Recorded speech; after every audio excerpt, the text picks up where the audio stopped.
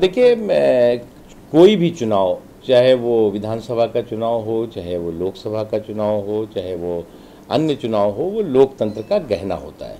और इस लोकतंत्र के महापर्व को, कोई भी चुनाव होता है, वो चुनाव उस महापर्व को और खूबसूरत बनाता है, और सुदृढ़ बनाता है, मजबूत बनाता है। निश्चित तौर से ये भी चुनाव जो है वो बहुत अच्छी तरह से, बहुत शालीन तरीके से, बहुत डिग्निफाइड तरीके से, बहुत डिसेंट तरीके से चुनाव हुआ। जहाँ तक सवाल है अपोजिशन का, या जो भी कोई चुनाव लड़ता है, तो वो कोई केक वाक दे देना या वाकओवर दे देना कोई बहुत अच्छी आदर्श स्थिति नहीं होती।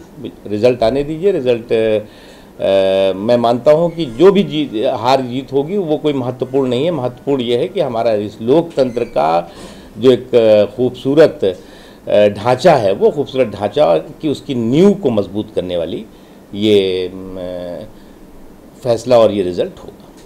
सर, आडवाणी जी के ब्लॉक पर राजनीतिक उथल-पुथल मचा हुआ है। जेडीयू पहले विरोध कर चुकी है, शिवसेना ने सामना में साफ कहा है कि नहीं, मुझे लगता है कोई उथल पुथल नहीं है, और ना ही इसको बहुत ज़्यादा तूल देने की ज़रूरत है।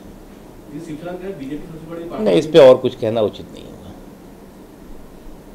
सर, एक सवाल ये है कि जयललिता जी ने समर्थन दिया है, चुनाव तक ये समर्थन चुनाव के लिए था, लेकिन आने वाले दिनों में संकेत है कि वो देखिए, देश की राजनीतिक परिस्थितियां बहुत ही बड़े पैमाने पर, बहुत ही क्रांतिकारी रूप में परिवर्तन करने वाली हैं, और देश के राजनीतिक हालात करवट बदल रहे हैं।